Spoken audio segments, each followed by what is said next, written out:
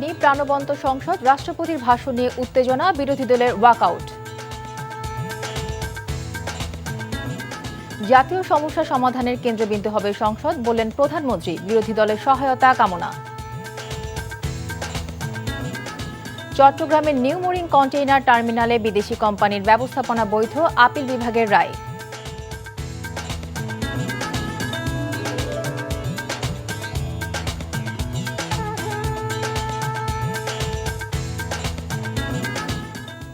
আসসালামু আলাইকুম। নাইমা কেয়া স্বাগত জানাচ্ছি এনটিভির দেশের খবরে। ক্রাউন সিমেন্ট শিরোনাম দেখছিলেন, এবারে পুরো খবর।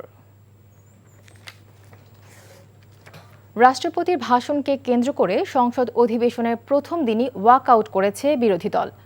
রাষ্ট্রপতি মোহাম্মদ শাহাবুদ্দিনকে ভাষণ দেওয়ার জন্য অনুরোধ জানান স্পিকার হাফিজ উদ্দিন। এরপরেই বিরোধী দলের সংসদ সদস্যরা দাঁড়িয়ে প্রতিবাদ জানান। তাদের হাতে প্ল্যাকার্ড দেখা যায়। প্ল্যাকার্ডে জুলাই নিয়ে গাদ্দারি চলবে না, জুলাইয়ের সঙ্গে বিশ্বাসঘাতকতা বন্ধ করো সহ বিভিন্ন স্লোগান লেখা ছিল। স্পিকার এ সময় সবাইকে শান্ত থাকতে আহ্বান জানান। রাষ্ট্রপতি এর মধ্য দিয়েই সংসদের অধিবেশনে ঢোকেন। রাষ্ট্রপতি মোহাম্মদ শাহাবুদ্দিন বলেন, গণঅভ্যুত্থানের মধ্য দিয়ে ফ্যাসিবাদী সরকারের পতন ঘটেছে। তিনি জুলাই গণঅভ্যুত্থান ও জুলাই শহীদদের স্মরণে নেওয়া অন্তর্বর্তী সরকারের কার্যক্রম তুলে ধরেন। বর্তমান সরকারের বিভিন্ন কার্যক্রমের কথাও তুলে ধরেন। রাষ্ট্রপতি জুলাই সব খুনে সহযোগী ছিল, তিনি তার পদে নৈতিক বৈধতা হারিয়েছেন বলে জানান বিরোধী দলীয় নেতা শফিকুর রহমান। আইন শৃঙ্খলা রক্ষাকারী বাহিনী সহ প্রজাতন্ত্রের কর্মচারীদের নিরলস পরিশ্রম। শুরু হলো ত্রয়োদশ জাতীয় সংসদ। শুরুতেই স্পিকার হিসেবে নির্বাচিত হলেন সংসদ সদস্য হাফিজ উদ্দিন আহমেদ। সংসদ সদস্য কায়সার কামাল ডেপুটি স্পিকার নির্বাচিত হন সংসদ সদস্যদের ভোটে। পরে রাষ্ট্রপতির কাছে শপথ পড়েন স্পিকার ও ডেপুটি স্পিকার। সূচনা বক্তব্যে প্রধানমন্ত্রী ও সংসদ নেতা তারেক রহমান বলেন, দেশে কাঙ্ক্ষিত গণতন্ত্রের যাত্রা শুরু হয়েছে। সংসদকে জাতীয় সমস্যা সমাধানের কেন্দ্রবিন্দুতে পরিণত করা হবে বলে জানান প্রধানমন্ত্রী। সংসদ কক্ষে স্পিকারের আসন ফাঁকা রেখে সকাল 11টায় পবিত্র কোরআন তিলাওয়াতের মধ্য দিয়ে এই অধিবেশন শুরু করা হয়। সূচনা বক্তব্যে প্রধানমন্ত্রী তারেক রহমান বলেন, দেশে আবারও কাঙ্ক্ষিত গণতন্ত্রের যাত্রা শুরু হয়েছে। ব্যক্তি বা দল নয়, দেশের স্বার্থকেই অগ্রাধিকার দেওয়া বিএনপির লক্ষ্য বলে জানান তিনি। এ সময় তিনি বিরোধী দলের সহযোগিতা চান, কৃতজ্ঞতা জানান যাদের সাহসী ভূমিকায় গণতন্ত্র ফিরে এসেছে তাদের প্রতি। এ সময় সাবেক প্রধানমন্ত্রী বেগম খালেদা জিয়ার গণতন্ত্রের জন্য লড়াইয়ের কথা স্মরণ করেন তিনি। এরপর সাবেক স্পিকার ও ডেপুটি স্পিকার পলাতক থাকায় জাতীয় সংসদের সভাপতি হিসেবে সংসদ সদস্য খন্দকার মোশাররফ হোসেনের নাম প্রস্তাব করেন প্রধানমন্ত্রী ও সংসদ নেতা তারেক রহমান। তার প্রস্তাবে বিরোধী দলও সমর্থন জানায়। এরপর দিনের কার্যসূচি অনুযায়ী স্পিকার হিসেবে সংসদ সদস্য হাফিজ উদ্দিন আহমেদ ও ডেপুটি স্পিকার হিসেবে কায়সার কামালের নাম প্রস্তাব করা হয়। সংসদের সর্বসম্মতিক্রমে সে প্রস্তাব পাশ করা হয়। দল, মত, ধর্ম, বর্ণ নির্বিশেষে দেশের জনগণের প্রতিনিধিত্ব করছি। আমার রাজনীতি দেশ এবং জনগণের স্বার্থ রক্ষা করার রাজনীতি।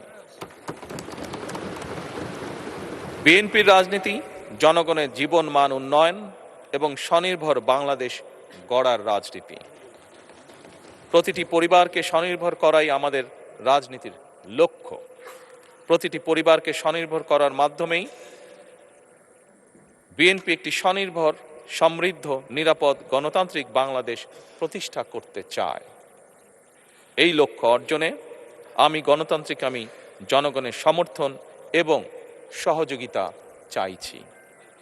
এই মহান জাতীয় সংসদে সকল দলের নির্বাচিত প্রতিজন সংসদ সদস্যের সমর্থন এবং সহযোগিতা আশা করছি। দেশের সমুদ্র সীমায় অবস্থানরত জ্বালানিবাহী জাহাজগুলো নিরাপত্তা নিশ্চিত করতে টহল জোরদার করেছে নৌবাহিনী। চট্টগ্রাম বন্দর কর্তৃপক্ষ জানায়, বন্দরে জেটিগুলো এবং জলসীমায় 18টি জাহাজ অবস্থান করছে। বেশিরভাগ জাহাজে গ্যাস, তেল ও অপরিশোধিত জ্বালানি তেল রয়েছে। সাম্প্রতিক আন্তর্জাতিক ও আঞ্চলিক পরিস্থিতি বিবেচনায় জ্বালানিবাহী জাহাজে নিরাপত্তা জোরদারের কথা জানিয়েছে নৌবাহিনী। মার্কিন যুক্তরাষ্ট্র থেকে আমদানি করা গমের চতুর্থ চালানের জাহাজ এমভি ক্যালাপসো এন মোংলা বন্দরে পৌঁছেছে। সকালে মোংলা বন্দর কর্তৃপক্ষের হারবার বিভাগ এ তথ্য জানায়। যুক্তরাষ্ট্র ও বাংলাদেশের G2G চুক্তির আওতায় গম আমদানি কার্যক্রম চলমান রয়েছে, যার চতুর্থ চালানের হিসেবে ৫৮,০০০ টন গমবাহী জাহাজ এখন মোংলা বন্দরে অবস্থান করছে।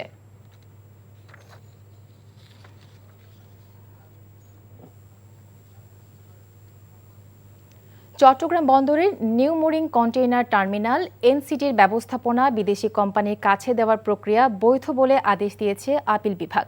প্রধান বিচারপতির নেতৃত্বাধীন আপিল বেঞ্চ সকালে এই আদেশ দেয়। এর আগে হাইকোর্টও এনসিটির ব্যবস্থাপনা বিদেশি কোম্পানির কাছে দেওয়ার প্রক্রিয়া বৈধ বলে রায় দিয়েছিল। সেই রায়ের বিরুদ্ধে লিভ টু আপিল করলে শুনানি শেষে তা আদেশের জন্য দিন ধার্য ছিল। আদেশে লিভ টু আপিল খারিজ করে দেয় আপিল বিভাগ। এনসিটির ব্যবস্থাপনা বিদেশি কোম্পানিকে দেয়া সংক্রান্ত প্রক্রিয়ার বৈধতা চ্যালেঞ্জ করে যুব অর্থনীতি ফোরামের সভাপতি মির্জা ওয়ালিদ হাসান রিটটি করেছিলেন। শুনানি শেষে হাইকোর্টের একটি দ্বৈত বেঞ্চ বিভক্ত রায় দেয়। পরে হাইকোর্টের তৃতীয় একটি একক বেঞ্চ বিদেশি কোম্পানির কাছে দেওয়ার প্রক্রিয়াকে বৈধ বলে রায় দেয়। সেই রায় আপিল বিভাগেও বহাল থাকল। সার ডিলার নিয়োগ ও সার বিতরণ সংক্রান্ত নীতিমালা ২০২৫ কৃষকদের স্বার্থে দ্রুত বাস্তবায়নের দাবিতে বগুড়ায় মানববন্ধন কর্মসূচি পালন করেছেন সার ডিলাররা। সকালে বগুড়া শহরের সাতমাথায় ডিলারদের উদ্যোগে এ মানববন্ধন অনুষ্ঠিত হয়। এতে নেতৃত্ব দেন ডিলারদের প্রতিনিধি জুলফিকার রহমান খোকন। মানববন্ধনে বক্তারা বলেন, সার ডিলার নিয়োগ ও সার বিতরণ সংক্রান্ত নতুন নীতিমালা দ্রুত বাস্তবায়ন করা হলে কৃষকরা সহজেই সার পাবে এবং কৃষি উৎপাদন বৃদ্ধি পাবে। পরে মানববন্ধন শেষে ডিলারদের পক্ষ থেকে বগুড়া জেলা প্রশাসকের কাছে একটি স্মারকলিপি প্রদান করা হয়।